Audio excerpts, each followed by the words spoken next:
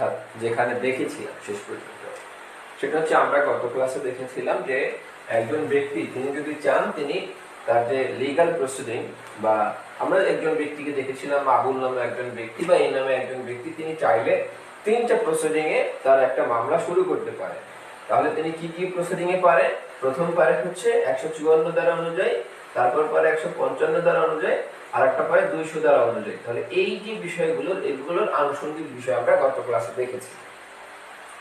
এরপর আমরা একটা বিষয় দেখেছি যে এই যে 3টা বিষয় তিনি মোকদ্দমা শুরু করতে পারেন, এটার ভিত্তিতে চাইলে এই 154-তে অবশ্যই তদন্ত হবে, 155-তে অবশ্যই তদন্ত হবে, আর 200 ধারায় ম্যাজিস্ট্রেট চাইলে 190 ধারা অনুযায়ী সরাসরি কগনিজেন্স নিয়ে নিতে পারেন, অথবা তিনি যদি চান তিনি তদন্তে প্রেরণ করতে পারেন। এরপর আমরা যে বিষয়টা লক্ষ্য করেছিলাম সেটা হচ্ছে তদন্তের বিষয়গুলো আমরা দেখেছিলাম।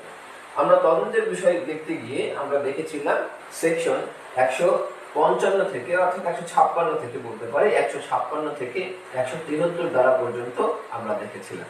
অর্থাৎ আমরা এখানে আরেকটা গুরুত্বপূর্ণ বা মজার টপিক শিখেছিলাম, সেটা হচ্ছে ফার্দার ইনভেস্টিগেশনের বিষয়টাও আমরা দেখেছিলাম। ঠিক আছে, তো এইটাই ছিল আমাদের যে সর্বশেষ যে ক্লাসটা ছিল সেই সর্বশেষ ক্লাসের আলোচিত বিষয়। এখন আমরা যে বিষয়টা নিয়ে কথা বলবো সেটা হচ্ছে, দেখেন এই তদন্ত রিপোর্টটা আসে, এই তদন্ত রিপোর্টটা কোন ধারা অনুযায়ী আসে? 173 ধারা অনুযায়ী আসে। মজার একটা বিষয় মনে রাখবেন, যেহেতু এখন আর সেই আগের মতো প্রশ্নগুলো হয় না, এই কারণে একটা বিষয় মনে রাখবেন, এই যে ম্যাজিস্ট্রেটের কাছে মামলাটা করে, সেই মামলার তদন্তটা প্রেরণ করে 202 ধারায় তদন্তে পাঠায়। কত ধারায় তদন্তে পাঠায়? 202 ধারায়। অর্থাৎ প্রসেস ইস্যু ম্যাজিস্ট্রেট যদি চায় তাহলে প্রসেস ইস্যু বন্ধ রেখে তিনি তদন্তে প্রেরণ করতে পারেন।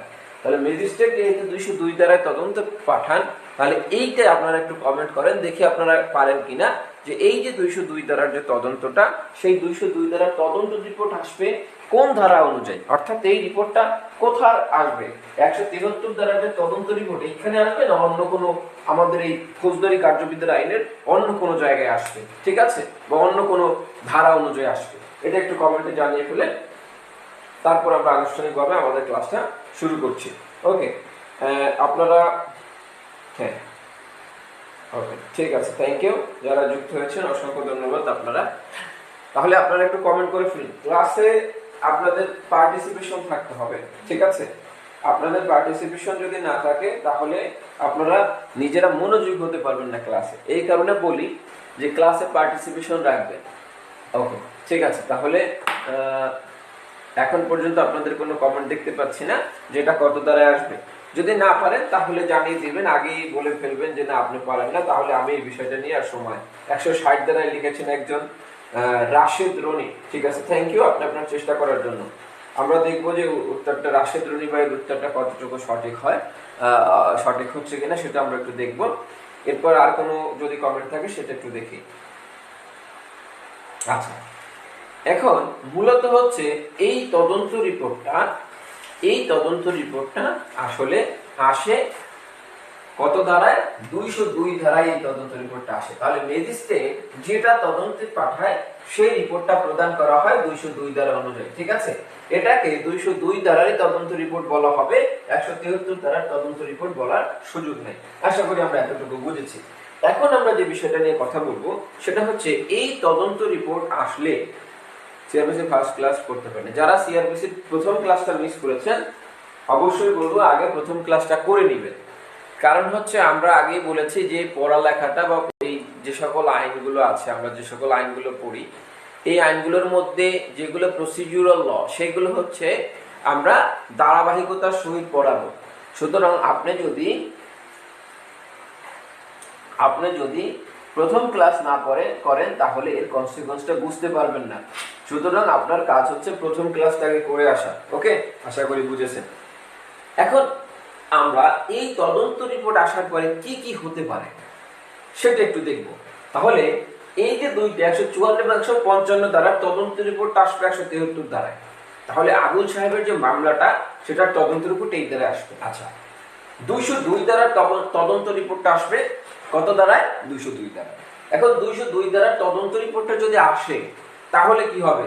173 ধারার তদন্ত রিপোর্টটা পজিটিভ আসলে কি করতে পারবে সেটা দেখবো। আর নেগেটিভ আসলে আমরা দেখেছি নারাজি পিটিশন দেওয়া যায়। কি দেওয়া যায়? নারাজি পিটিশন। আচ্ছা, তা আবারও বলি, যারা গত ক্লাসটা মিস করেছেন অথবা গত ক্লাসটা করেন নাই যে কোনো কারণে, তারা প্রথম ক্লাসটা যদি আপনি না করেন, তাহলে যেহেতু আমরা একটা ধারাবাহিকতা নিয়ে পড়াচ্ছি, আপনি কিন্তু পরের ক্লাসটা বুঝতে পারবেন না। সুতরাং প্রথম ক্লাসটা আপনার করা ম্যান্ডেটরি আগে, ঠিক আছে? এটার ক্ষেত্রে না, সব ক্ষেত্রেই বলবো যে প্রথম ক্লাসে আসলে সব থেকে আপনাদের বেসিক বিষয়গুলো অর্থাৎ বেসটা তৈরি হয়। আপনি একটা বিল্ডিং তৈরি করবেন, সেখানে আপনার প্রথম কাজটা হচ্ছে ফাউন্ডেশন বলে, এই নিচের কাজটা আগে। হ্যাঁ, আগে তো আপনি ছাদ করতে পারবেন না, সুতরাং এই ফাউন্ডেশনের কাজটা হচ্ছে প্রথম দিকের ক্লাসগুলো, এইগুলো মিস করা যাবে না কোনোভাবে। ওকে, তাহলে এখন আমরা একটু সামনে আগাই যে আজকে আমরা কি দেখব, যে তদন্ত রিপোর্টটা আসলে আমরা কি করব।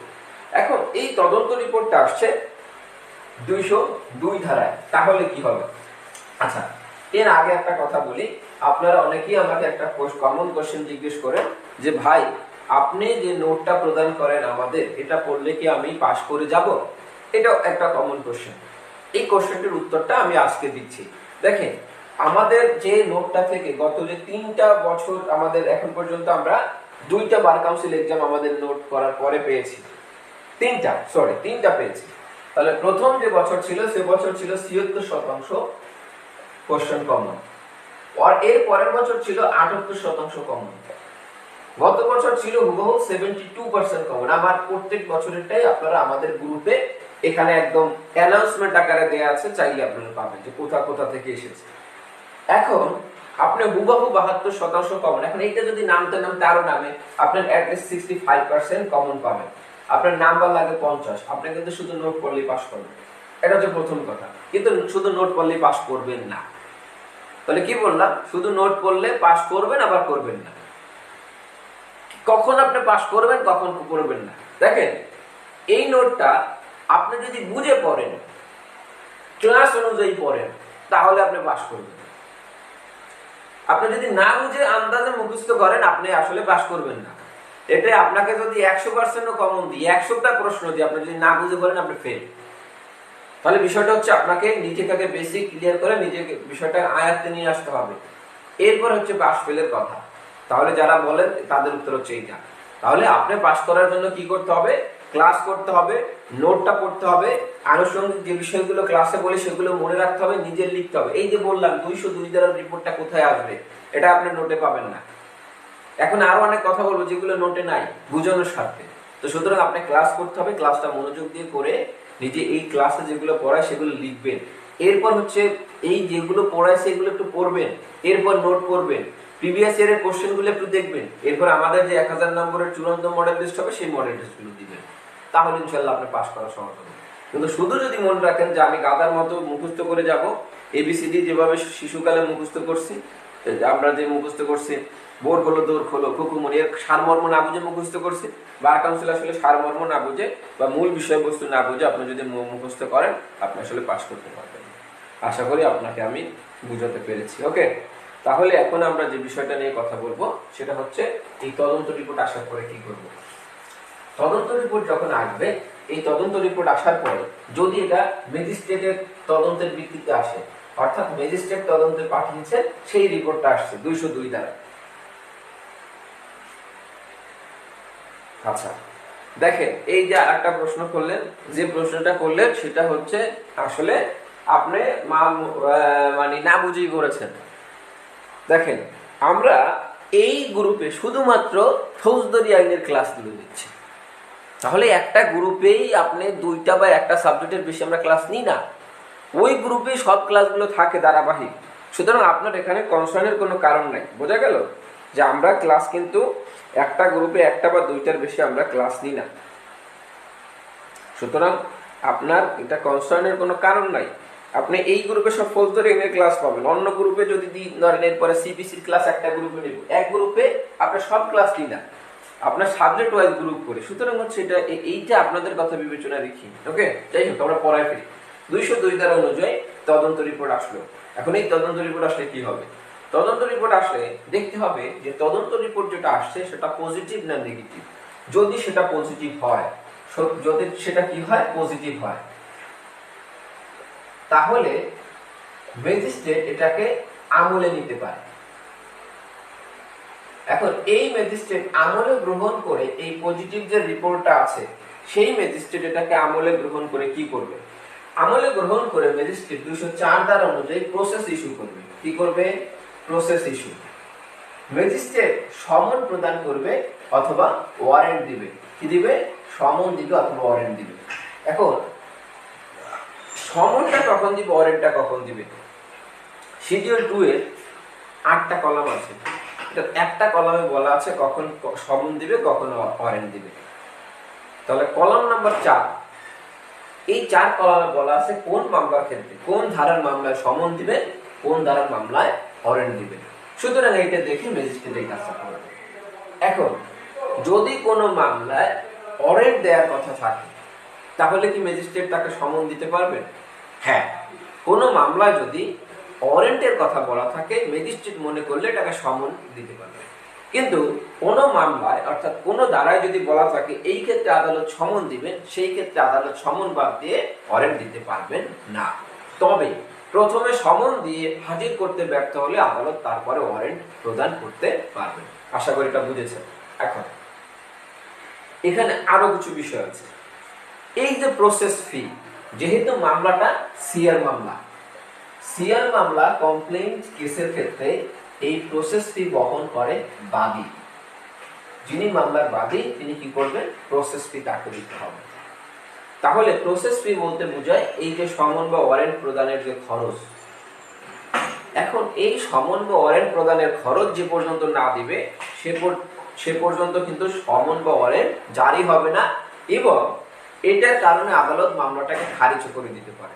তাহলে যে বিষয়টা বললাম যে এই প্রসেস ফি যদি প্রদান না করা হয়, প্রসেস ফি প্রদান না করলে এটাকে আদালত কি করতে পারে? খারিজ করে দিবে। দুই একটা তাকে সুযোগ দিবে, এর মধ্যে যদি ব্যবস্থা গ্রহণ না করে তাহলে খারিজ করে দিবে। আচ্ছা, আর একটা বিষয় বলছে যে আদালত, তাহলে দেখেন আপনার রিপোর্ট আসছে পজিটিভ, তারপর খারিজ হতে পারে কখন? আপনাকে ওই যে আদালত সমন বা ওয়ারেন্ট জারি করবে এইটার আপনার খরচ প্রদান না করবে। আচ্ছা, এরপর যে বিষয়টা সেটা হচ্ছে আপনি একজন বাদী, আপনার পক্ষে যে সকল ব্যক্তি সাক্ষী আছে সেই সাক্ষীর তালিকা জমা দিতে হবে। তাহলে আপনাকে কি, হ্যাঁ 204 এর 3 এটা বলছে, 204 এর 3 এটা বলছে। তাহলে সাক্ষীর তালিকা, এই সাক্ষীর তালিকা দিতে যদি আপনি ব্যর্থ হন তাহলে সমন বা ওয়ারেন্ট আদালত জারি করবে না, অর্থাৎ প্রসেসটা পোস্টপোন রাখবে। এটা বলছে 204 এর 1 এর ক। ঠিক আছে, তাহলে এটা বলছে 204 এর 1 এর ক। তাহলে সাক্ষীর তালিকা যদি দিতে ব্যর্থ হন তাহলে কি করবে আদালত? এই যে তালিকা দিতে ব্যর্থ হলে এটাকে পোস্টপোন রাখবে। ঠিক আছে। আচ্ছা, এখন যে বিষয়টা সেটা হচ্ছে ফি কত করে, সমন বা ওয়ারেন্টের ফি কত করে।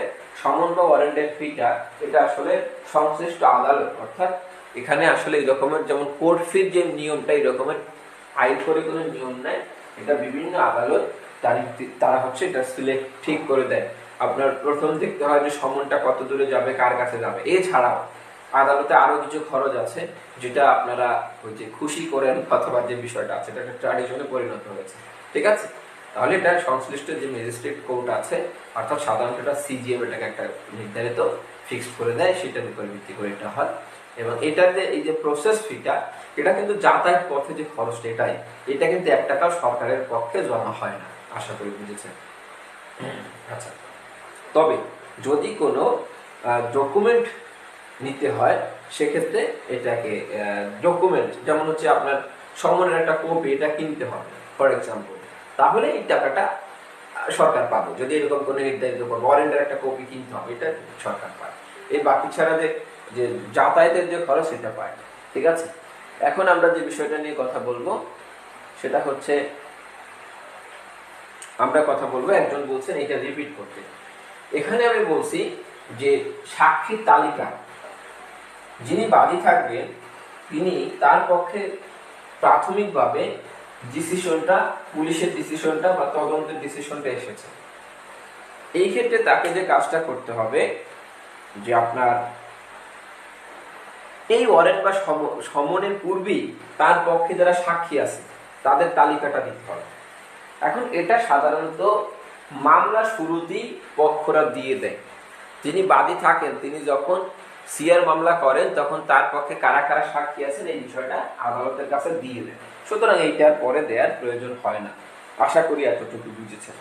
আচ্ছা, এখন আর একটা বিষয়, যদি এটা নেগেটিভ আসে, অর্থাৎ এই যে তদন্তের রিপোর্টটা কি আসলো, বাদীর বিরুদ্ধে আসলো, নেগেটিভ আসলো, যদি নেগেটিভ আসে তাহলে কি হবে? যদি নেগেটিভ আসে সেই ক্ষেত্রে 203 ধারা মোতাবেক আদালত মামলাটাকে খারিজ করে দিতে পারে।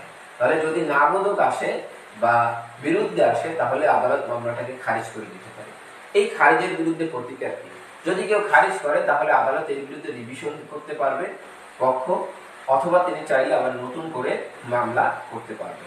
আচ্ছা, এই ক্ষেত্রেও এই যে খারিজ 204(3) এই ক্ষেত্রে সেম প্রসিডিউর। যদি 204(3) খারিজ করে তাহলেও আদালতের কাছে রিভিশন করা যাবে আদালতে, অথবা নতুন মামলা করা যাবে। তাহলে ম্যাজিস্ট্রেট যে তদন্তে পাঠিয়েছেন সেই তদন্তের রিপোর্টটা যদি এইভাবে আসে তাহলে কি হয় সেটা আমরা দেখলাম। এতটুকুর মধ্যে আপনাদের কোনো কোশ্চেন আছে কিনা? যদি কোশ্চেন থাকে তাহলে বলবেন। যদি কোশ্চেন না থাকে, স্যার আগামী দেশের বাইরে থাকতে সম্মুখ প্রসেস কি? আসামি যদি দেশের বাইরে থাকে সেক্ষেত্রে সমন পাঠানোর প্রসেসটা হচ্ছে প্রথমত যে বিষয়টা সেটা হচ্ছে এখানে প্র্যাকটিক্যাল একটা বিষয়, আর একটা হচ্ছে প্র্যাকটিক্যাল ছাড়া। প্র্যাকটিক্যাল যেটা হয় সেটা হচ্ছে আদালত ওই ব্যক্তি দেশের বাইরে এটা সংশ্লিষ্ট কোর্টে দেখায় না। সংশ্লিষ্ট কোর্টে দেখায় যে উনি দেশের মধ্যে আছেন, তখন একবার সমন দিয়ে ফেরত আসলে পরবর্তীতে ওনার পরিবারের কাছে সমন দেয়, অথবা উনি এমন একটা অফিস দেখায় যে অফিসে উনি চাকরি করে সেই অফিসের একজন কর্মকর্তার কাছে ওনার সমনটা দিয়ে এটা জারি করায় নিয়ে আসে। এটা হচ্ছে সহজ প্রসিডিউর, মানে যেটা হয় কোর্টে। সাধারণত দেশের বাইরে যদি সমন পাঠাতে হয় তাহলে এটাকে ডাকযোগে সমন পাঠানোর দেশের বাইরে সুযোগ আছে। এছাড়াও আপনি চাইলে আপনার যে এম্বাসি আছে এম্বাসির মাধ্যমে সমন প্রেরণ করার সুযোগ আছে। ঠিক আছে, সমন প্রেরণের মূল উদ্দেশ্য হচ্ছে আপনি ওই ব্যক্তির বিরুদ্ধে একটা ব্যবস্থা গ্রহণ করা হয়েছে এবং তাকে আদালতে হাজির করা হয়েছে, তাকে এইটা বলছে এইটা অবগত করা, এছাড়া আর কিছু না। ঠিক আছে, সমন দিলে কিন্তু কাউকে গ্রেফতার করে নিয়ে আসার সুযোগ নাই। আচ্ছা, রমেশচন্দ্র মজুমদার, তদন্ত রিপোর্টে বাদী সন্তুষ্ট না হলে, হ্যাঁ, তদন্ত রিপোর্টে যদি বাদী সন্তুষ্ট না হয়, এই যে বললাম নতুন মামলা করার সুযোগ আছে, এখানে নারাজি দেওয়ারও তার সুযোগ আছে। তদন্তে যদি সন্তুষ্ট না হয় নতুন মামলা করার সুযোগ আছে, অথবা নারাজি দেওয়ার সুযোগ আছে। এখন এখানে যে নারাজি দেয়, নারাজি মানে হচ্ছে আপনার এই তদন্ত রিপোর্টের ভিত্তিতে তিনি যে কি কি কারণে সন্তুষ্ট না সেটা তিনি কি করতে পারেন। ঠিক আছে, আচ্ছা, তাহলে তদন্ত রিপোর্টের বিরুদ্ধে নারাজি দেওয়ার সুযোগ আছে, খারিজ হলে রিভিশন অথবা নতুন মামলা করার সুযোগ আছে। আশা করি বুঝেছেন। এতটুকুন যদি ক্লিয়ার হয় তাহলে একটা মজার বিষয় দেখব, সেটা হচ্ছে, আচ্ছা এতটুকুন ক্লিয়ার কিনা, তদন্ত রিপোর্টের যে কোশ্চেনটা করেছেন সেটা বুঝেছেন কিনা?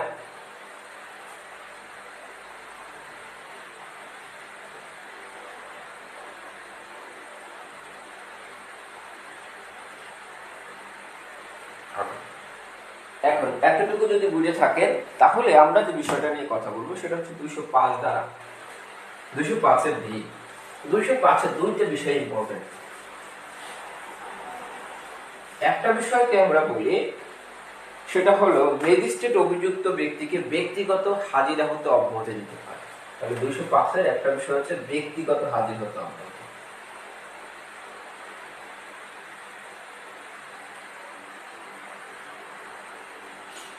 এখন ব্যক্তিগত হাজির হতে অব্যাহতি কি বোঝায়? রিভিশনটা কত ধারা অনুযায়ী করবে? রিভিশনটা করবে আপনার 235 থেকে 435 থেকে 439 335, হ্যাঁ 435 থেকে 439 পর্যন্ত রিভিশনের বিষয়টা বলা আছে। এখানে আপনাকে দেখতে হবে কোন ম্যাজিস্ট্রেট আপনার হচ্ছে এইটা আদেশটা দিল, তার বিরুদ্ধে দেখতে হবে আমরা যে দায়রা জজের কাছে যাইতে পারি অথবা হাইকোর্টের কাছে যাইতে পারি। ঠিক আছে, তাহলে দেখতে হবে কে আদেশটা দিচ্ছে। সাধারণত একটা ম্যাজিস্ট্রেট আদেশ দেয়, এই ক্ষেত্রে আপনার দায়রা জজের কাছে যান। আর একটা কোশ্চেন করেছেন যে হ্যাঁ এটা কি উকিলের মাধ্যমে হাজিরা নাকি? হ্যাঁ, আর নতুন মামলা করার ক্ষেত্রে হচ্ছে নতুন মামলা, এটা একটা মনে রাখবেন, যে ক্ষেত্রে ডিসিশনটা চূড়ান্ত না হলো, খারিজ হলো, খারিজের ক্ষেত্রে এটা যদি চূড়ান্তভাবে খারিজ না হয় তাহলে সব ক্ষেত্রেই নতুন মামলা করা যায়, ঠিক আছে? কারণ এক্ষেত্রে 403 দ্বারা নিয়মটা প্রযোজ্য হয় না। আশা করি বুঝেছেন। ওকে, এখন আমরা যে বিষয়টা নিয়ে কথা বলবো সেটা হচ্ছে আর একটা কোশ্চেন করেছেন যে উকিলের মাধ্যমে হাজিরা। হ্যাঁ, এটাকে উকিলের মাধ্যমে আসলে হাজিরা বলে না, কারণ উকিলের মাধ্যমে হাজিরাটা দেওয়ানি মামলায় দেওয়া হয়। তাহলে এখানে যে বিষয়টা সেটা হচ্ছে ব্যক্তিগত হাজির হতে অব্যাহতি, এটাও প্রচলিতভাবে উকিলের মাধ্যমে হাজিরা বলা হয়। হ্যাঁ, যে উনি উপস্থিত না থাকলেও আইনজীবী উপস্থিত হলে বোঝা যায় যে উনি উপস্থিত আছেন। তাহলে এই শব্দটা সাধারণত দেওয়ানি কার্যবিধির ক্ষেত্রে, দেওয়ানি প্রসেসের ক্ষেত্রে বেশি ব্যবহার হলে ওটাও কাইন্ডস অফ উকিলের ক্ষেত্রে হাজিরাই বলে। আচ্ছা, এখন এই যে হাজিরাটা এটা কাকে দিবে? ফর এক্সাম্পল, আমি অসুস্থ, আমার খুব এমার্জেন্সি একটা অপারেশন দরকার, অথবা আমি একজন পরীক্ষার্থী, আমার এই 1 মাসের মধ্যে কোনো ডেট পড়লে আমি হাজির হতে পারবো না। তখন আমি আদালতের কাছে কি করব? আমি আদালতের কাছে আবেদন করব। আবেদনের প্রেক্ষিতে আদালত আমাকে যদি ব্যক্তিগত হাজির হতে অব্যাহতি দেয়, তাহলে আমি হাজির না হলেও সশরীরে আমি হাজির আছি ধরে নিয়ে আদালত তার কার্যক্রম পরিচালনা করবে। আশা করি এটা বুঝেছেন। আর একটা মজার বিষয় 205-এর ভি। এখন এই মজার বিষয়টা খুব গুরুত্বপূর্ণ। একজন ব্যক্তি আমরা দেখেছি বেশ কয়েকভাবে তার মামলার কার্যক্রমটা শুরু করতে পারে, ঠিক আছে? তিনি কিভাবে মামলার কার্যক্রম শুরু করতে পারে? একটা এফআইআর এর মাধ্যমে শুরু করতে পারে, একটা নন শেয়ার কেসের মাধ্যমে, অর্থাৎ 155 ধারার যে তথ্য দিয়ে শুরু করতে পারেন, অথবা তিনি 202 ধারায় মামলাটা শুরু করতে পারেন। এখন আমরা একজন ব্যক্তির কথা জেনেছিলাম যার নাম হচ্ছে আবুল সাহেব। তাহলে এই আবুল সাহেব তিনি তার মামলাটা শুরু করছেন। দেখা গেল আবুল সাহেব তার যে চুরির কেস, অর্থাৎ যে বিষয়টা আমরা দেখেছিলাম, সেই যে চুরির কেসে দেখলাম যে তিনি প্রথমে একটা এফআইআর করেছেন। তাহলে ধরেন সেই আবুল সাহেব প্রথমে একটা এফআইআর করেছে। এই এফআইআর করেছে 1/7/23 তারিখে।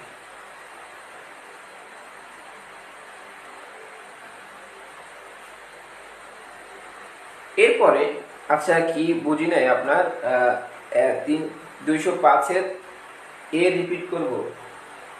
এখানে বলছে ব্যক্তিগত হাজিরা হতে অব্যাহতি, অনেক আলোচনা করছে এটা নিয়ে, না বোঝার কিছু নেই। অর্থাৎ আপনি যদি আদালতের অনুমতি নিয়ে আপনি কি করতে পারেন যে ব্যক্তিগতভাবে আদালতে হাজির না হয়ে আইনজীবীর মাধ্যমে আপনি হাজির হতে পারেন, ঠিক আছে? আশা করি বুঝেছেন। 205-এর ডিটা এখনো পড়াই না, এটা আমি পড়াবো।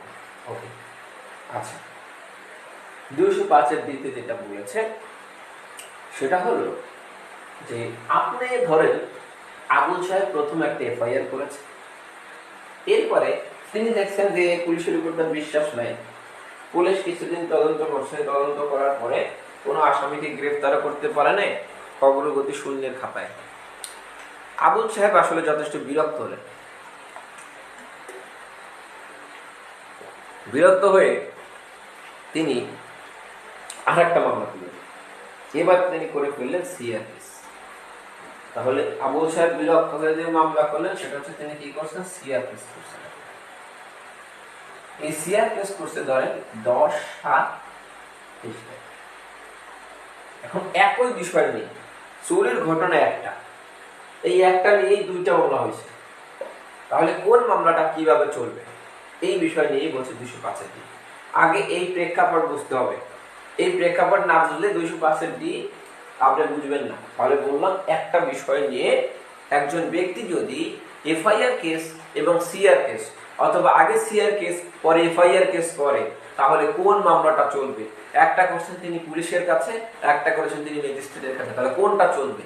205-এর ডিতে বলছে এই রকমের যদি ক্ষেত্র তৈরি হয় তখন ম্যাজিস্ট্রেট তার কার্যক্রম স্থগিত রাখবেন। স্থগিত রেখে তিনি পুলিশের কাছে রিপোর্ট চাবেন। এই রিপোর্টটা হচ্ছে তদন্ত রিপোর্ট। এই পুলিশ যে তদন্ত রিপোর্টটা দিবেন, এই পুলিশ তদন্ত রিপোর্টটা পাওয়ার পরে যিনি ম্যাজিস্ট্রেট আছেন সেই ম্যাজিস্ট্রেট সাহেব তিনি কি করবেন? তদন্ত রিপোর্টটা যাচাই বাছাই করবেন। তদন্ত রিপোর্ট যাচাই বাছাই করে এটা আমলে গ্রহণ করতে পারেন। যদি এটা তদন্ত রিপোর্ট আমলে গ্রহণ করে তাহলে এটা সিআর মামলা থাকবে না, এটা জিআর মামলা হয়ে যাবে, অর্থাৎ পুলিশের এফআইআর এর মামলাটাই চলবে। কিন্তু তদন্ত রিপোর্টটা যদি তার মনোভূত না হয়, অথবা পুলিশ যে তদন্ত রিপোর্টটা দিয়েছে বা পুলিশ যে তদন্তটা করেছে সেই তদন্ত এই সিআর মামলার তদন্ত যতটুকু হওয়া প্রয়োজন ততটুকু যদি না হয়, তাহলে ম্যাজিস্ট্রেট সাহেব যে কার্যক্রমটা স্থগিত রেখেছিলেন সেটা চালু করতে পারবে। তাহলে প্রথম ম্যান্ডেটরি কি, তিনি স্থগিত রাখবেন। এরপর পুলিশের কাছে তদন্ত রিপোর্ট চাইবেন। যদি তদন্ত রিপোর্টে তিনি মনোভূত হন তাহলে জিআর মামলার ন্যায় মামলাটাকে চালু করবেন। যদি তার মনে হয় যে না, পুলিশ এখানে যোগসাজশ করেছে অথবা ম্যাজিস্ট্রেট সাহেব যেভাবে তদন্ত চেয়েছিলেন বা যেভাবে তদন্ত করা উচিত ছিল সেভাবে তদন্ত করা হয় নাই, তাহলে ম্যাজিস্ট্রেট সাহেব কি করবেন, এটাকে আপনার আবার তিনি তার কার্যক্রম চালু করবেন। তিনি চাইলে সরাসরি তার সিআর মামলা অনুযায়ী আমলে গ্রহণ করতে পারেন মামলাটা, অথবা তদন্ত প্রেরণ করতে পারেন। ঠিক আছে? আবার তাহলে বিষয়টা ক্লিয়ার কিনা, কোনো কোশ্চেন আছে কিনা, এতটুকু যদি বোঝা যায় তাহলে আমরা দেখার চেষ্টা করব যে এই যে একটা বিষয় দেখলাম, সমন এবং ওয়ারেন্ট এইগুলো কিভাবে প্রদান করবেন, এবং আমরা এর পাশাপাশি আমরা দেখার চেষ্টা করব যে 154 বা 155 ধারা অনুযায়ী যদি কোনো কার্যক্রম তদন্ত রিপোর্ট আসে তাহলে সেইটার ক্ষেত্রে কি হবে। আমরা 202 ধারার তদন্ত রিপোর্টের কার্যক্রম দেখেছি, এখন আমরা 154 এবং 155 ধারার কার্যক্রম দেখার চেষ্টা করব।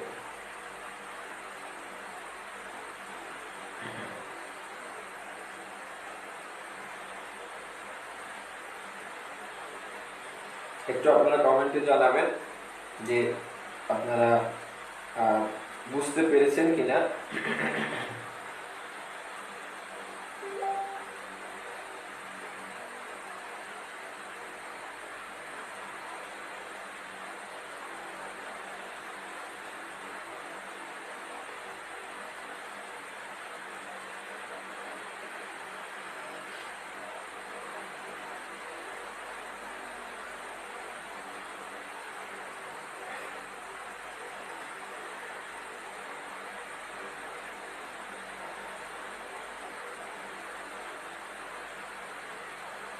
ওকে, তাহলে আমার মনে হয় বিষয়টা আপনারা বুঝেছেন। আপনাদের কোনো কোশ্চেন থাকলে আমি সেটা রেসপন্স করব। ওকে, ক্লিয়ার, থ্যাংক ইউ। এখন তাহলে ওই যে 173 ধারা অনুযায়ী যে রিপোর্টটা আসে এর ভিত্তিতে ম্যাজিস্ট্রেট কি করবেন সেটা একটু দেখি। তাহলে 173 ধারা 202 ধারার রিপোর্টটা দেখলাম, 173 ধারার রিপোর্টটা আসে, ম্যাজিস্ট্রেট কি করবেন। 173 ধারায় যে রিপোর্টটা আসে, তদন্ত রিপোর্টটা, এই রিপোর্টের ভিত্তিতে ম্যাজিস্ট্রেট বেশ কিছু কাজ করতে পারে। গত ক্লাসে আমরা দেখেছিলাম যে চাইলে ম্যাজিস্ট্রেট আবার তদন্তে পাঠাতে পারে, চাইলে ম্যাজিস্ট্রেট আমলে নিতে পারে। যদি ম্যাজিস্ট্রেট মনে করে যে রিপোর্টটা দিয়েছে, ধরেন তিনি দিয়েছে যে অব্যাহতি দিয়ে আবেদন করেছে, যেটাকে আমরা বললাম ফাইনাল রিপোর্ট দিয়েছে, ম্যাজিস্ট্রেট চাইলে ফাইনাল রিপোর্টটা অ্যাকসেপ্ট নাও করতে পারে। তাহলে এটা ম্যাজিস্ট্রেটের ডিসক্রিপশন। এখন এই তদন্ত রিপোর্টটা যদি ম্যাজিস্ট্রেট গ্রহণ করে থাকে তাহলে দ্যাট মিন্স মামলাটা ম্যাজিস্ট্রেট আমলে নিল। তাহলে এই ম্যাজিস্ট্রেট এই তদন্ত রিপোর্টটা গ্রহণ করবে কোন ধারা অনুযায়ী? 190 ধারা অনুযায়ী। 190 ধারায় আমরা দেখেছিলাম তিনটা কথা বলা। একজন ম্যাজিস্ট্রেট তিনভাবে আমলে নিতে পারে। আমলে নেওয়া মানে হচ্ছে মনোযোগ দেয়া, তার বিচার পরবর্তী কার্যক্রম শুরু করা। তাহলে এই তিনভাবে প্রথম যেভাবেটা দেখেছিলাম সেটা হচ্ছে ম্যাজিস্ট্রেট সাহেব প্রথমে যে কাজটা করতে পারে তিনি এই নালিশের ভিত্তিতে আমলে নিতে পারে। দ্বিতীয়তে যে বিষয়টা আমরা দেখেছিলাম, ম্যাজিস্ট্রেট সাহেব যদি মনে করেন তিনি এই পুলিশ রিপোর্টের ভিত্তিতে আমলে নিতে পারে। তৃতীয় যেভাবে ম্যাজিস্ট্রেট আমলে নিতে পারে সেটা হচ্ছে আপনার তার নিজস্ব জ্ঞান অথবা অন্য কোনো সোর্স থেকে তথ্য পেয়ে। এখন এই পুলিশ রিপোর্টের ভিত্তিতে যদি ম্যাজিস্ট্রেট আমলে গ্রহণ করে, আচ্ছা আপনাদের প্রবলেম হচ্ছে কি আপনারা শেষবেলায় গিয়ে কিটা করেন, এখানে একজন জয়েন গ্রুপে প্রেস করলে আপনারা জয়েন গ্রুপে প্রেস করলে হয়ে যায়, তারপরে আপনারা আসলে এটা আগে ভাগে করলে হয়, ক্লাস শুরু করলে এরপরে যদি এই বিষয়গুলো জয়েন গ্রুপে প্রেস না করতে গিয়ে যদি স্ক্রিনশট পাঠান তাহলে তো প্রবলেম আসলে।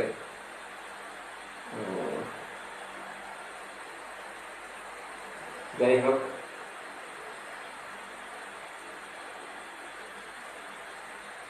একটা জয়েন মানে একটা গ্রুপের লিংক দিছি, জাস্ট গ্রুপের লিংকে জয়েনে প্রেস করলে বিষয়টা হয়ে যাচ্ছে। এটা যদি আপনারা না করবে এরকমের স্ক্রিনশট দিয়ে এত এসএমএস দেন তাহলে প্রবলেম আসলে। ওকে ঠিক আছে, যাই হোক আমরা ক্লাস কন্টিনিউ করি।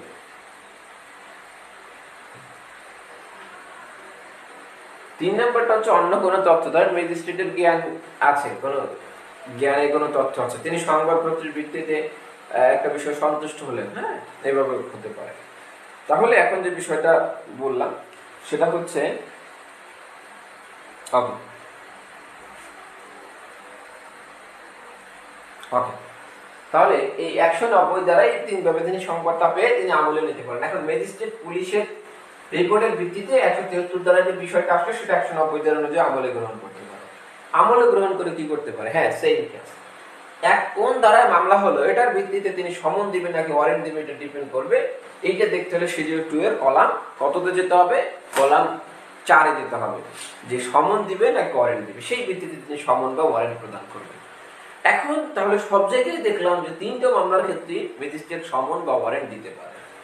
এখন আমাদের মূল আলোচ্য বিষয় হচ্ছে এই সমন বা ওয়ারেন্ট কিভাবে দিবে সেই বিষয়টা নিয়ে আমরা কথা বলবো। তাহলে এখন আমরা দেখব একজন ম্যাজিস্ট্রেট কিভাবে সমন বা ওয়ারেন্ট প্রদান করে।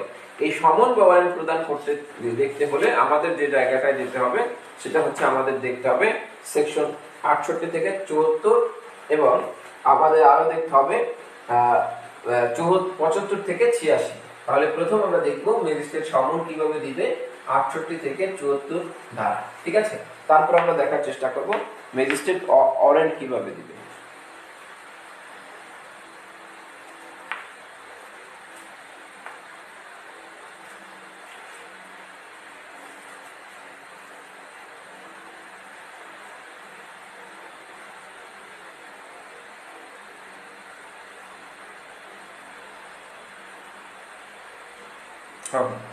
তাহলে এখন আমরা একটু দেখি যে ম্যাজিস্ট্রেট কিভাবে সমন প্রদান করবে। সমন প্রদানের ক্ষেত্রে প্রথম যে বিষয়টা, কাকে সমন দিবে। ম্যাজিস্ট্রেট সমন দেওয়ার ক্ষেত্রে মনে রাখবেন যাকে ম্যাজিস্ট্রেট হাজির করতে চায় তাকে সমন দিবে। এই বিষয়টা বলছে সেকশন 68। তাহলে ম্যাজিস্ট্রেট কাকে সমন দিবে? সেকশন 68 বলছে যাকে হাজির করতে চায়। এখন কাকে হাজির করতে চায়? এই ব্যক্তিকে বলা হয় তলবি ব্যক্তি। তাহলে আইনের দৃষ্টিতে বা আইনগতভাবে এটাকে বলা হয় তলবি ব্যক্তিকে সমন দিবে। এরপরে দেখেন এই সমনে কি থাকবে, বলছে এই সমনে প্রিজাইডিং অফিসারের স্বাক্ষর এবং আদালতের সিল থাকবে। তাহলে যিনি প্রিজাইডিং অফিসার আছেন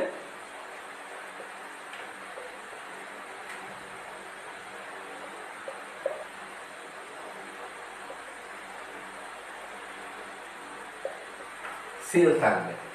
কোন সমনে যদি এই প্রিজাইডিং অফিসারের স্বাক্ষর অথবা আদালতের সিল না থাকে তাহলে এই সমনটা আসলে সঠিক সমন নয়, ঠিক আছে। এই সমনে আরো কিছু বিষয় থাকে, আপনাকে কত তারিখে হাজির হতে হবে, এছাড়াও সমনে থাকে যে আপনার মামলার নম্বর কত, এই বিষয়গুলো থাকে। অর্থাৎ এমন কিছু ইনফরমেশন থাকে যে ইনফরমেশনের মাধ্যমে আপনার বিরুদ্ধে যে একটা প্রসিডিং শুরু হয়েছে এই বিষয়টা অবগত করানো যায়।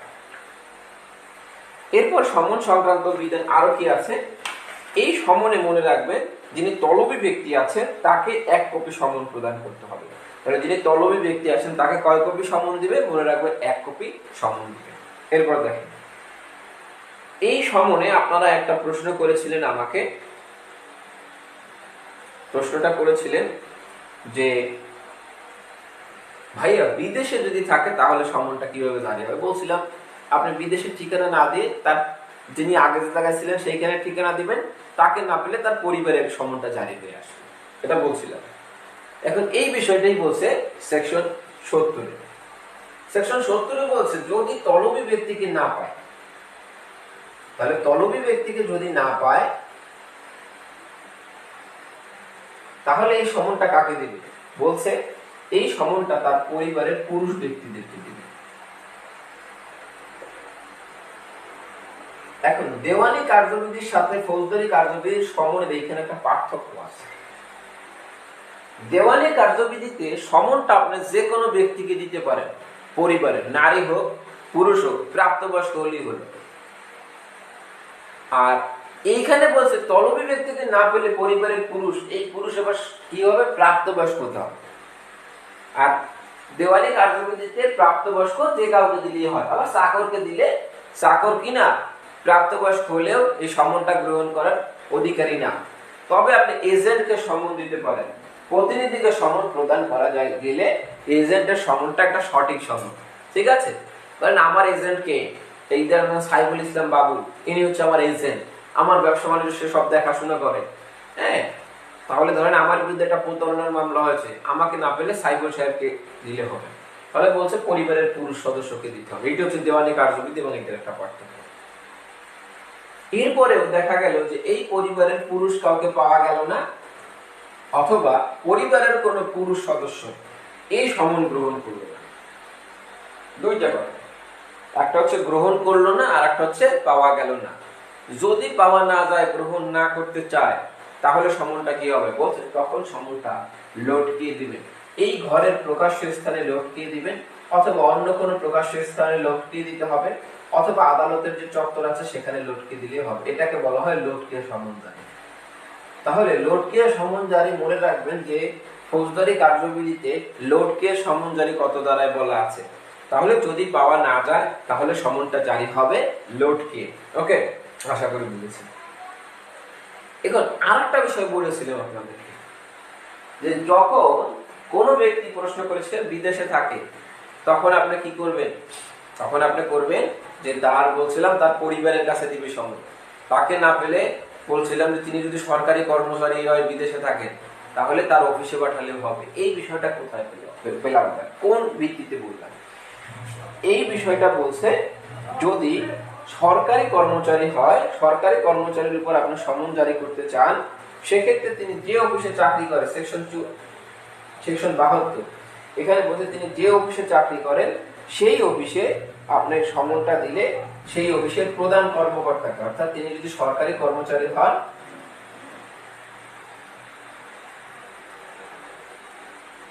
তাহলে ওই অফিসের যিনি প্রধান কর্মকর্তা আছেন বা কর্মচারী আছেন, অর্থাৎ তার যিনি বস, তাকে সমনটা দিলে হবে। যেমন আপনি একজন ব্যাংক কর্মকর্তার বিরুদ্ধে একটা সমন জারি করতে চাচ্ছেন। কার বিরুদ্ধে যাচ্ছেন? একজন ব্যাংক কর্মকর্তার বিরুদ্ধে।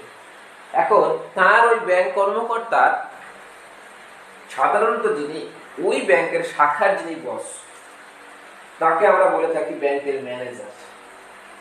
তাহলে ব্যাংকের ম্যানেজারের কাছে আপনার সমনটা যদি জারি করে আসেন, তাহলে কি বোঝা যাবে? যে তিনি সমনটা পেয়েছেন। তাহলে এতটুকু যদি বোঝেন, তাহলে আমরা আরেকটা গুরুত্বপূর্ণ বিষয় দেখব, সেটা হচ্ছে স্থানীয় সীমানার বাইরে, আদালতের স্থানীয় সীমানার বাইরে কিভাবে সমন জারি হবে সেই বিষয়টা নিয়ে আমরা কথা বলব। এতটুকু ক্লিয়ার করব।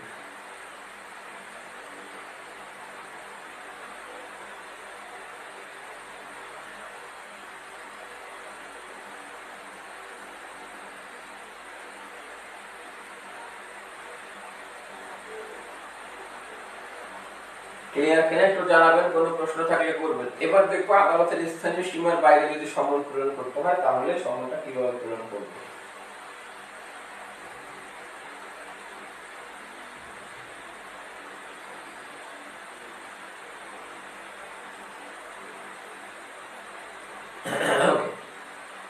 এখন একটা সমন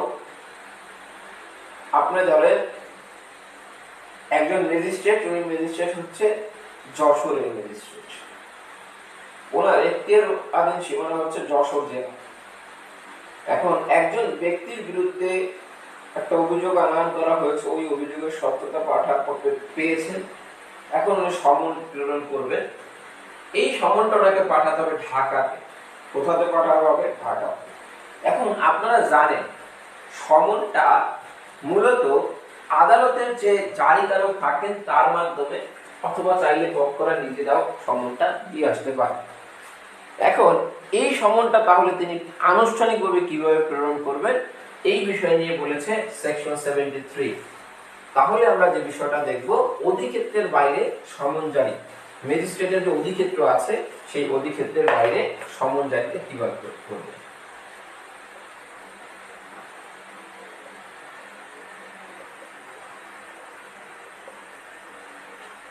এই অধিক্ষেত্রের বাইরে সমন জারি নিয়ে কথা বলছে সেকশন 73। এখানে বলেছে যে ক্ষেত্রে স্থানীয় সীমানার বাইরে সমন পাঠাতে হবে, সেক্ষেত্রে যে স্থানে সমন পাঠাবে ওই স্থানের উপর যে ম্যাজিস্ট্রেটের এখতিয়ার আছে, তাহলে যে স্থানে পাঠাবেন সেই স্থানের উপর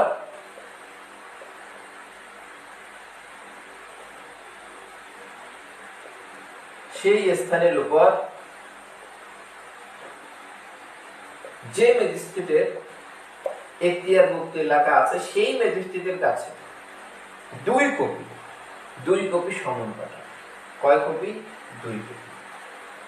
1 কপি ম্যাজিস্ট্রেট নিজে সংরক্ষণ করবেন, আর 1 কপি ওই ম্যাজিস্ট্রেট জারি করার ব্যবস্থা গ্রহণ করবে।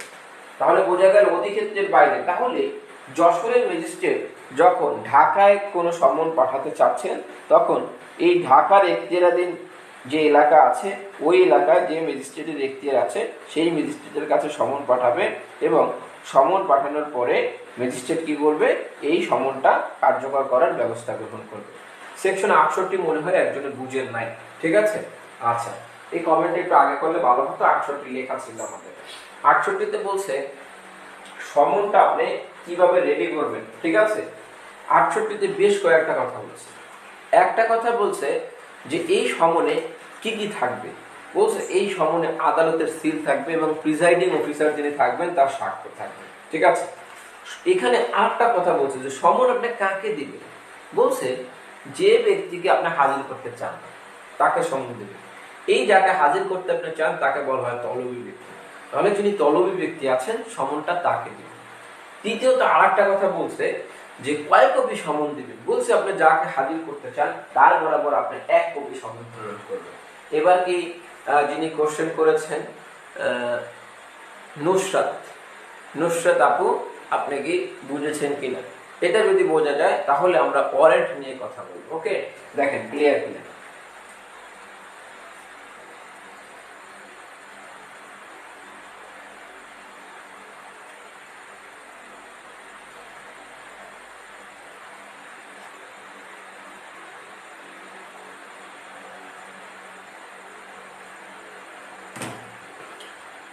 ফলে এখন আমরা একটু ওয়ারেন্ট দেখি যে ওয়ারেন্টটা আদালত কিভাবে পাঠাবে। 73 বলছে আদালতের অধিক্ষেত্রের বাইরে, অর্থাৎ যে স্থানে আদালতের ইখতিয়ার নাই সেই স্থানে যদি আদালত সমন পাঠাতে চায় তাহলে সমনের 2 কপি ওই স্থানের যিনি ম্যাজিস্ট্রেট আছেন তাকে পাঠাবে। আমি একটা সমন যশোর থেকে ঢাকা পাঠাতে চাচ্ছি, ওই ঢাকায় হচ্ছে যাকে হাজির করতে চাই তিনি বসবাস করেন, তাহলে আমি সমনের 2 কপি ঢাকার ম্যাজিস্ট্রেটের কাছে পাঠাবো, তিনি এই সমনটা জারি করার ব্যবস্থা গ্রহণ করবেন। এতটুকুন ক্লিয়ার। এখন আমরা দেখব যে বিষয়টা সেটা হচ্ছে আমরা দেখার চেষ্টা করব ওয়ারেন্টের যে বিষয়টা, সেই ওয়ারেন্টটা কিভাবে জারি হয়। ওয়ারেন্টের বিষয়টাও বলছে সেকশন 75-এ। এখানে বলছে প্রথম যে কথাটা, এই ওয়ারেন্টটা হতে হবে লিখিত। দ্বিতীয় যে বিষয়টা বলছে সেটা বলছে এই যে ওয়ারেন্টটা, এই ওয়ারেন্টটা হতে কি থাকতে হবে, এই ওয়ারেন্টে যিনি ম্যাজিস্ট্রেট আছেন তার স্বাক্ষর থাকবে, প্রিজাইডিং অফিসারের স্বাক্ষর থাকবে এবং আদালতের সিল থাকবে। তাহলে কোন ওয়ারেন্টে যদি আদালতের সিল না থাকে তাহলে বুঝতে হবে যে এই ওয়ারেন্টটা ভুয়া ওয়ারেন্ট, ঠিক আছে? এই ওয়ারেন্টটা মিথ্যা ওয়ারেন্ট। আচ্ছা, এটা বলছে সেকশন 75। দ্বিতীয়ত যে বিষয়টা সেটা হচ্ছে এই ওয়ারেন্ট মানে কি। ওয়ারেন্ট মানে হচ্ছে কোন ব্যক্তিকে আদালতে হাজির করা। এই ওয়ারেন্ট জারি করে থাকে পুলিশ। তাহলে ওয়ারেন্ট জারি করে কে? পুলিশ, বা বাংলাদেশ সরকারের যে নির্বাহী বিভাগ আছে সেই নির্বাহী বিভাগ ওয়ারেন্টটা জারি করে। এখন এই পুলিশ কি করবে? আদালতের নির্দেশ মোতাবেক তাকে হাজির করবে। তাহলে হাজির করতে হলে তাকে সাধারণত আমরা দেখি গ্রেফতার করে হাজির করে নিয়ে আসে। এখন এই ওয়ারেন্টটা পাঠাচ্ছে গ্রেফতার করার জন্য। পুলিশ কি কোনো ব্যক্তিকে গ্রেফতার না করে ছেড়ে দিতে পারে? ওয়ারেন্ট জারি করতে গিয়ে পুলিশ কি ছেড়ে দিতে পারে কিনা? এইটার উত্তর হচ্ছে সেকশন 76 বলছে হ্যাঁ, আদালতের যদি এই রকমের নির্দেশনা থাকে তাহলে ছেড়ে দেওয়া যাবে। তাহলে ওয়ারেন্ট জারি করতে গিয়ে কি করা যাবে? আদালতের যদি নির্দেশনা থাকে তাহলে ওই ব্যক্তিকে জামানত গ্রহণের, যদি নির্দেশনা থাকে তাহলে এই জামানত গ্রহণের শর্তে তাকে কি করা যাবে? নির্দিষ্ট দিন পর্যন্ত তাকে কি করা যাবে? জামিন দেওয়া যাবে। তাহলে এই জামিনটা দেওয়া হয় কিসের জন্য? জামানত গ্রহণের শর্ত, অর্থাৎ জামানত দিবে কিছু। এর পাশাপাশি তিনি কি করবেন? জামিনদার সহ একটা মুসলেখা দিবেন। তাহলে জামানত দিবে, জামিনদার সহ যদি মুসলেখা দেয় তাহলে আদালত কি করতে পারে? তার স্বীয় বিবেচনায় ওই ব্যক্তিকে জামিন প্রদান করতে পারে। কে এই জামিনটা দিল? আদালতের নির্দেশে পুলিশ। ধরেন আমি একটা ওয়ারেন্ট জারি করতে গিয়েছি, ওয়ারেন্ট জারি করতে যাওয়ার পরে আমি যে কাজটা করব, প্রথম ওই ব্যক্তিকে ওয়ারেন্টের কপিটা আমি তাকে দেখাবো যে আপনার বিরুদ্ধে এই অভিযোগ আছে, আদালতের নির্দেশ মোতাবেক আমি আপনাকে গ্রেফতার করতে এসেছি। ওই ব্যক্তি কি করলো? বলল যে আসলে আমি জামানত প্রদান, আমি যদি জামানত দিই আমি আসলে পালাবো না, তাহলে কি আমাকে ছেড়ে দেওয়ার সুযোগ আছে কিনা? পুলিশের কিন্তু এই ক্ষমতা নাই। এই ওয়ারেন্টেই লেখা থাকবে যে তার যদি জামানত দিয়ে তাকে জামিনের সুযোগ আছে কিনা। যদি এটা ওয়ারেন্টে লেখা থাকে তখন পুলিশ ওই জামানতের টাকাটা নিয়ে তার পক্ষে জামিনদার সহ একজন মুসলেকা, একজন ব্যক্তির ওনার মুসলেকা নিয়ে জামিনদার সহ ওই ব্যক্তিকে নির্ধারিত সময় পর্যন্ত জামিন দিতে পারে। ঠিক আছে? এতটুকু ক্লিয়ার কিনা?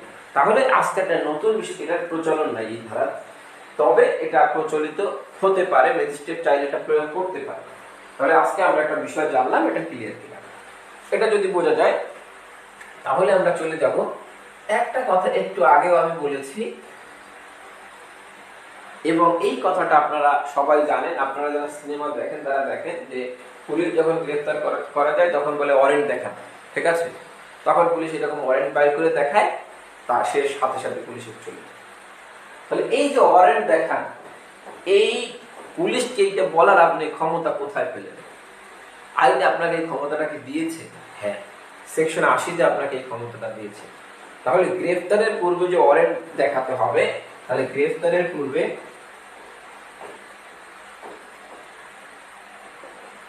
ওয়ারেন্ট দেখাতে হবে।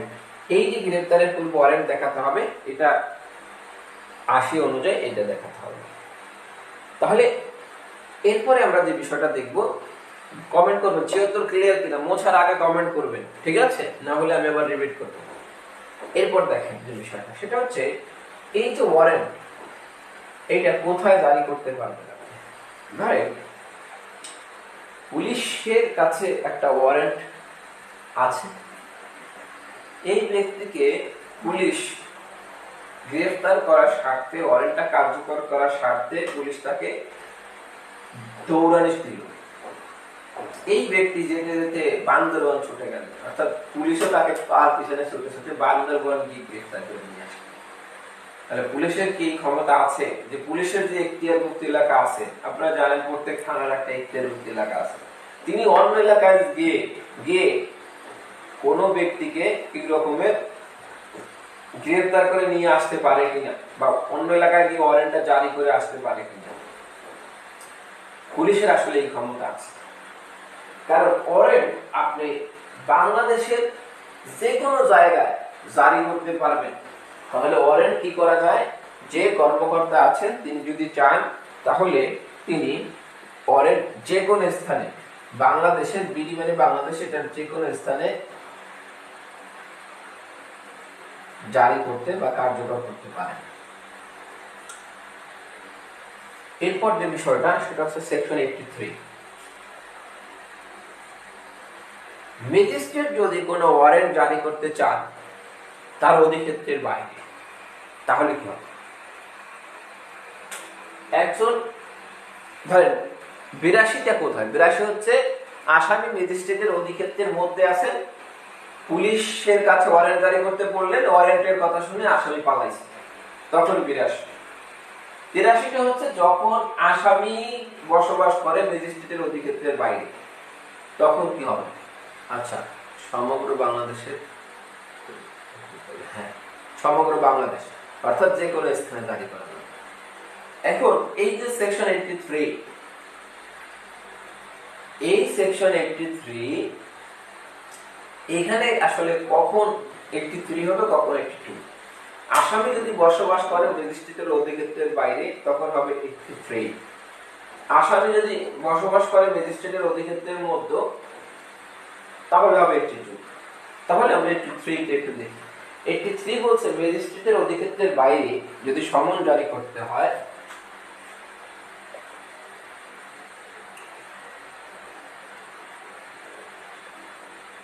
তাহলে কি করতে হবে?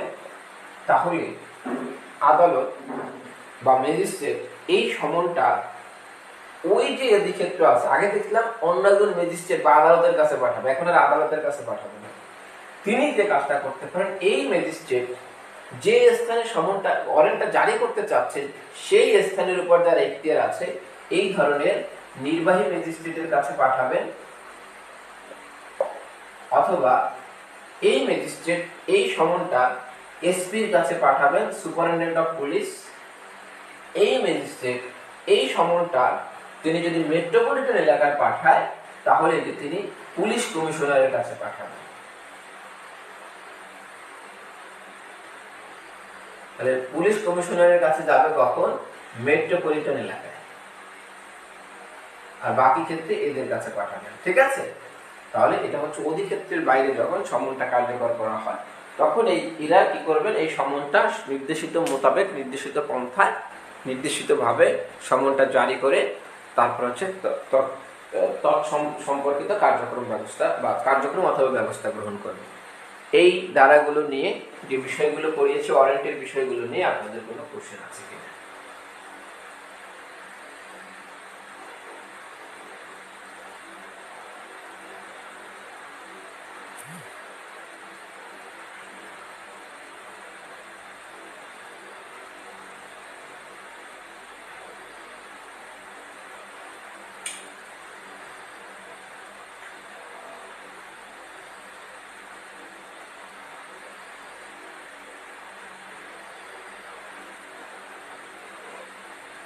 না, clear? Okay okay, thank you. 83 তে ঠিক যেমনি ভাবে অধিক্ষেত্রের বাইরে ওয়ারেন্টটা সমনটা দেখেছিলেন, ঠিক তেমনি ভাবে আদালতের অধিক্ষেত্রের বাইরে যদি ওয়ারেন্টটা পাঠানো প্রয়োজন হয় তাহলে কিভাবে পাঠাবে এটা বলছে 83 তে বলছে এই ম্যাজিস্ট্রেট যে কাজটা করবে, যে অধিক্ষেত্রে যে স্থানে তিনি ওয়ারেন্টটা জারি করাতে চাচ্ছেন সেই স্থানে তিনি নির্বাহী ম্যাজিস্ট্রেট আছে, সেই নির্বাহী ম্যাজিস্ট্রেটের কাছে, যেহেতু এটা নির্বাহী কর্তৃপক্ষ এটাকে জারি করবে, এটার কার্যকর করবে, সুতরাং এই নির্বাহী ম্যাজিস্ট্রেটের কাছে অথবা যিনি এসপি আছেন সেই এসপির কাছে অথবা যিনি পুলিশ কমিশনার আছেন সেই পুলিশ কমিশনারের কাছে এই ওয়ারেন্টটা কি করবেন?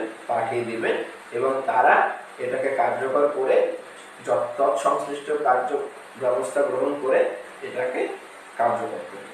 বিষয়টা ক্লিয়ার কিনা?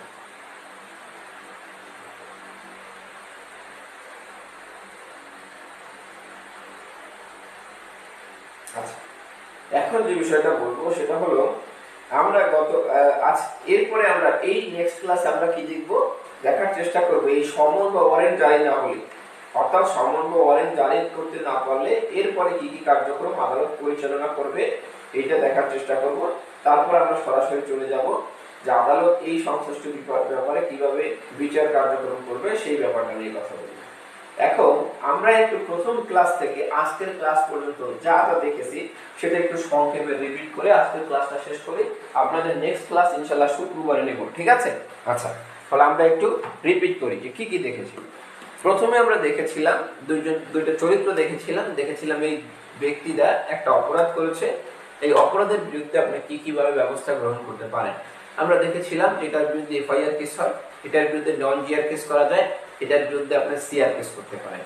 এরপর দেখেছিলাম যে এই মামলাগুলো যদি করেন তাহলে এই মামলাগুলোর প্রেক্ষিতে তদন্ত কার্যক্রমটা কিভাবে সম্পন্ন হয়। আমরা সেই তদন্তটা দেখেছি। তদন্তের পরে এই বিষয় নিয়ে আমরা কি দেখছি যে তদন্ত কার্যক্রম কিভাবে সম্পাদিত হয় এবং তদন্ত রিপোর্টটা কিভাবে আসে, 164 ধারার জবানবন্দি কিভাবে নেয়, পুলিশ ডায়েরি কিভাবে মেনটেন করে, এই বিষয়গুলো দেখেছি। এরপর আমরা দেখার চেষ্টা করলাম তদন্ত রিপোর্টটা আসার পরে 3টা ক্যাটাগরির যে মামলা আছে সেই মামলাগুলো কি কি ব্যবস্থা গ্রহণ করা যায়। এরপর আমরা দেখলাম একটা বিষয় নিয়ে যদি একাধিক সিআরজিআর মামলা হয় তাহলে কি হবে, এটা আমরা দেখেছিলাম।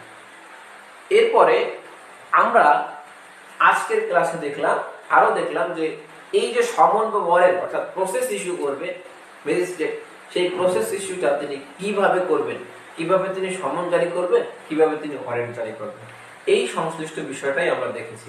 নেক্সট ক্লাসে আমরা দেখার চেষ্টা করব যে এই সমন বা ওয়ারেন্ট যদি কার্যকর না হয় তাহলে আদালত কি ব্যবস্থা গ্রহণ করতে পারে। এরপরে আমরা দেখব যে আদালত বিচার কার্যক্রমটা কিভাবে পরিচালনা করবে। এরপরে আমরা দেখব আদালত রায় কিভাবে দিবে। এরপরে সংশ্লিষ্ট বিষয় এইভাবে ধারাবাহিকভাবে একটা দুইটা চরিত্র নিয়ে তিনি একটা মামলা করেছেন, এরপরে কোনটার পরে কোনটা হবে এই বিষয়গুলো নিয়ে আমরা সিআরপিসি শেষ করব। সাধারণত সিআরপিসি আমি জুডিশিয়ারি ব্যাচে শেষ করতে 5 থেকে 6টা ক্লাস নেই, আপনাদের তার দ্বিগুণ ক্লাস নেব। এর কারণটা হচ্ছে যে আপনারা যাতে অল্প অল্প বুঝে আয়ত্তে নিয়ে আসতে পারেন। ফৌজদারি কার্যবিধি এবং সিপিসি যদি কেউ সুন্দরভাবে বুঝে আয়ত্তে নিয়ে আসতে পারে, অন্য আইনগুলো তার কাছে খুব পানি মনে হয়, হ্যাঁ, মানে জাস্ট গলায় দিলেই গিলে ফেলবে না এইরকম। সুতরাং এই আইনগুলো, এই কঠিন আইনগুলো বা এই বড় আইনগুলো আপনাকে বুঝে বুঝে আয়ত্তে নিয়ে আসতে হবে, মুখস্থ করার চিন্তা এখানে বাদ দিতে হবে। এইভাবে আস্তে আস্তে ধারাবাহিকভাবে শেখার চেষ্টা করতে হবে। আশা করি আপনারা বুঝেছেন। আপনাদের যদি কোনো কোশ্চেন থাকে এরপরেও আপনাদের যে সংশ্লিষ্ট গ্রুপগুলো আছে এখানে করতে পারবেন, অথবা আমাকে ব্যক্তিগতভাবে ইনবক্সে করতে পারবেন, অথবা নেক্সট ক্লাসের আগে কোশ্চেন করলে আমি নেক্সট ক্লাসে এই বিষয়গুলো শুরুতে আলাপ করব। ওকে, তাহলে আপনারা সবাই ভালো থাকবেন। ইনশাল্লাহ আমাদের নেক্সট ক্লাস শুক্রবারে হবে, তখন আমাদের সাথে আবার দেখা হবে। সবাই ভালো থাকবেন, সুস্থ থাকবেন এই প্রত্যাশা জানিয়ে আজকে এখানে শেষ করছি। আল্লাহ হাফেজ, শুভরাত্রি।